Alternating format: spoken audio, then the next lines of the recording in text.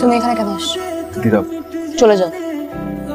দিদা বিশ্বাস করো, আমার এখানে কিছু করার ছিল না। আর কি চাও তুমি? চলে যাও এখান থেকে। তোমার এই মুখ আমি দেখতে চাই না, আমি তোমাকে ঘৃণা করি। তুমি বলেছো তুমি আমাকে জীবনের থেকে বেশি ভালোবাসো, যাকে জীবনের চেয়ে বেশি ভালোবাসা যায় তাকে ঘৃণা করা যায় না। জীবনের চেয়ে বেশি যাকে ভালোবাসা যায় কেবল তাকে সবচেয়ে বেশি ঘৃণা করা যায়। তোমাকে আমি জীবনের চেয়েও বেশি ভালোবেসেছিলাম, তাই ঘৃণাও করবো সবচেয়ে বেশি। মামা চলে যেতে বলেন, যেতে বলেন, যেতে বলেন।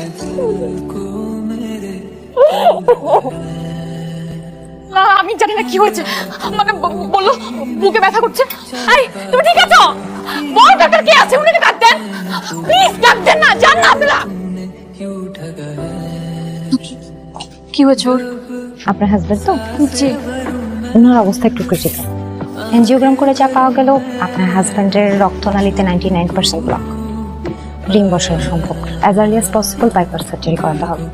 ঠিক আছে, তাহলে সেটাই করেন, যেভাবে হোক প্লিজ ওকে বাঁচান।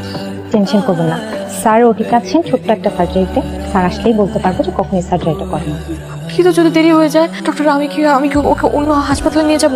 নিতে পারেন, তবে এই সার্জারিগুলোর জন্য সার্ভেন্ট চাইলে অন্য সার্জন দিয়ে করাতেই পারি, তবে এমন ক্রিটিক্যাল পেশেন্টের সার্জারির জন্য স্যারই ভালো হয়। ঠিক আছে, যেটা ভালো হয় সেটাই করেন। আমি একজনকে এই একই অবস্থায় হারিয়েছি, আরেকজনকে হারাতে চাই না।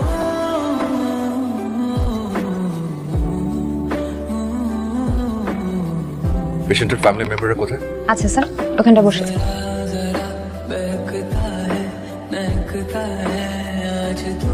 স্যার উনি পেশেন্টের ওয়াইফ।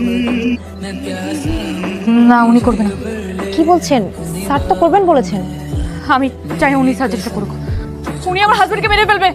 দেখেন, আপনি অন্য কার্ডিওলজিস্টকে কল করেন, আর যদি না পারেন তাহলে আমি আমার হাজবেন্ড কোনো জায়গায় নিয়ে যাবো। আপনি আমাকে বলেন আপনি কি করবেন।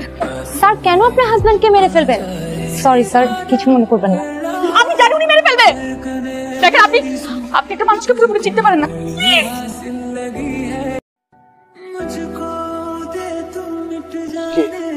এখন থেকে আমি 1 ঘন্টা দেরি করে রওনা দেব।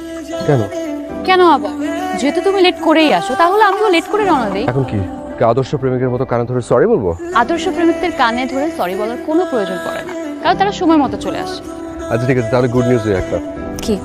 আজ আমি প্রথম সার্জারি করেছি, মানে অফিসিয়ালি আজকে ছিল আমার প্রথম সার্জারি। তবে স্যার কোথায় ছিলেন? স্যার ছিল পাশে পাশে ছিল, স্যার দেখেছে আমি সার্জারি করেছি। সেটা তুমি আমাকে আগে বলবা না? আরে আমি নিজেই জানতাম না, স্যার হুট করে বলে যে আজ যা করার সানিয়াত করবে আর পাশে বসে বসে দেখবো। সো প্রাউড আমার হৃদয়। তোমার কোলে মাথা রেখে সবুজ ঘাসের উপর শুয়ে আছি, কি সুন্দর একটা বাতাস এসে মুখের উপর দিয়ে চলে যাচ্ছে। স্বপ্ন কি এর থেকে সুন্দর? কিন্তু এভাবে আর কতদিন? কি কতদিন? এই যে ঘাসের উপর ঘর সংসার, এভাবেই তো ভালো আছি। এভাবে ভালো নেই, কারণ আমাদের দুজনেরই বিয়ে করার বয়স হয়ে গেছে। বাবা কিন্তু প্রায় এখন বিয়ের কথা বলে। তোমার বাবা খারাপ মানুষ, খারাপ মানুষ এসবই বলে। আহা, বাবাকে দিয়ে একদম উল্টোপাল্টা কথা বলবো না। আচ্ছা ঠিক আছে, বলবো না। চাকরিটা কেবল পার্মানেন্ট হলো, সার্জারি করছি, সবকিছু একটু গুছিয়ে নেই, তারপর বিয়ে করে ফেলবো। তবে আমার কেন জানি মনে হয় যে তোমার বাবা বিয়েটা মেনে নেবে না। উনি আমাকে যথেষ্ট অপছন্দ করে। তুমি বাবাকে কনভিন্স করো। আমার বাবাকেও চাই, তোমাকেও চাই, কারণ তোমরা এই পৃথিবীতে আমার সবচেয়ে। এক্সকিউজ মি ভাইয়া, কোনো ডাক্তার কি আসবে? মানে আজকে রাত থেকে অপারেশন হবে, আর যদি না হয় তাহলে বলে দেন, আমরা অন্য কোথাও নিয়ে যাই। আমরা কল দিয়েছি, আজ রাতেই হওয়ার সম্ভাবনা বেশি।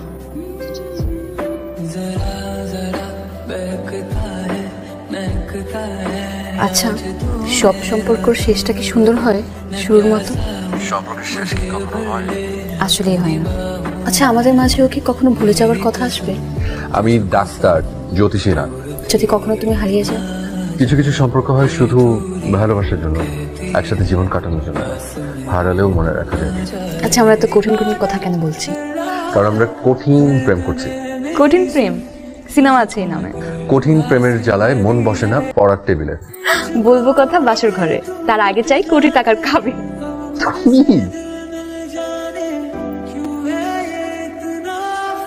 আপনারা কি বোঝাতে চাইছেন?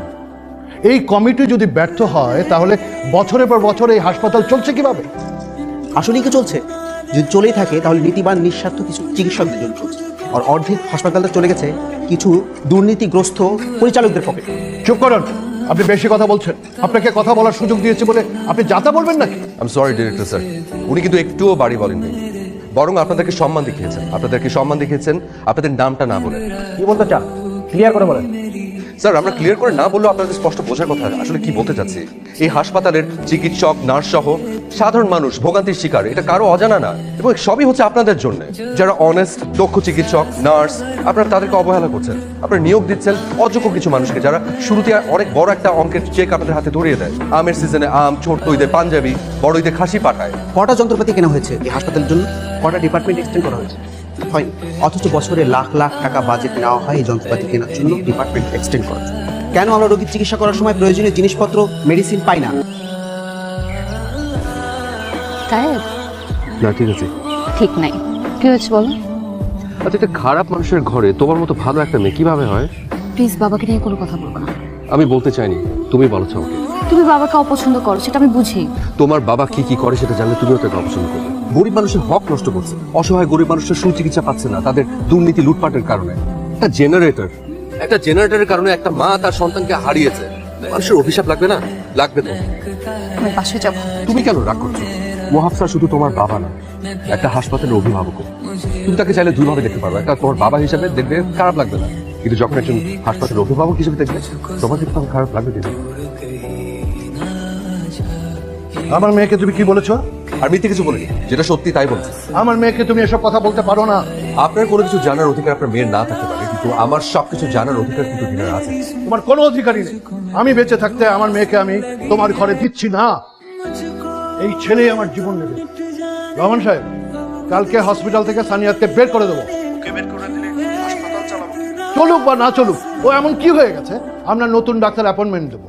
ওকে যদি আপনাদের এতই দরকার হয় তাহলে ওই থাক, আমি আপনাদের সাথে নেই। হয় ও থাকবে, না হলে আমি জিনা জিনা।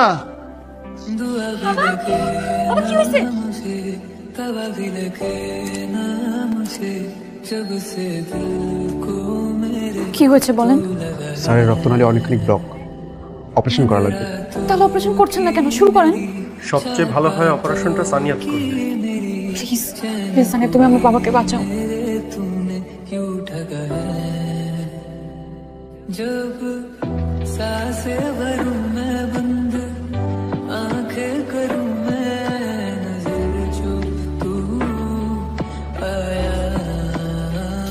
মামা, আরে তোর বাবা নাই, ওরা তোর বাবারে বাঁচাতে পারলো না।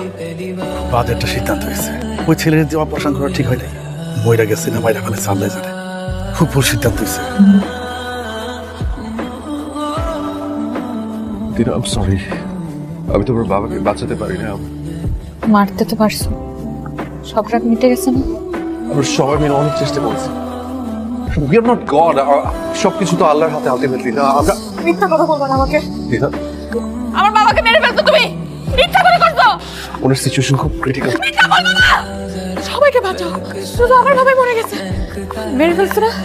মেরে ফেলছো আমার বাবাকে, শান্তি পাইছো? যাও, ছাড়ো আমাকে। কেমনে পারছো তুমি? এত রাগ, বিচার করবে। দিনা,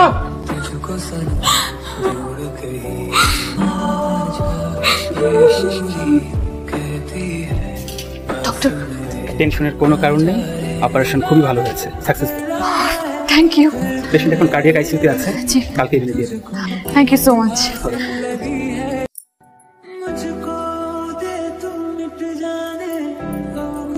একটু পরেই আমরা চলে যাচ্ছি।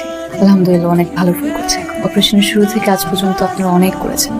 Thank you so much. Actually অপারেশনের পর থেকে আপনার হাজবেন্ডের মেডিকেল ইস্যুগুলো আমি দেখলেও অপারেশনটা কিন্তু সানিয়াত স্যারই করেছেন। এরকম ক্রিটিক্যাল একটা সার্জারি স্যারকে ছাড়া করা টাফ। ওটিতে যখনই স্যারের প্রয়োজন ফিল করছিলাম ঠিক তখনই দেখি স্যার এসে হাজির।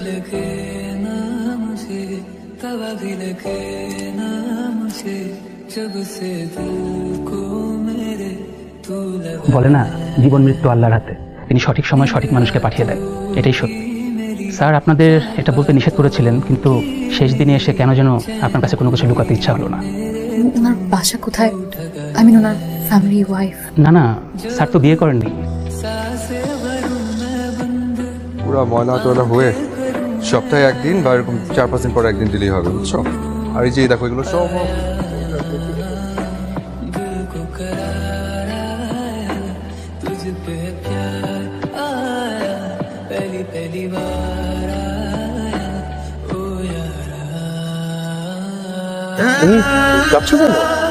তোমাকে ফিরে পাবার খুশিতে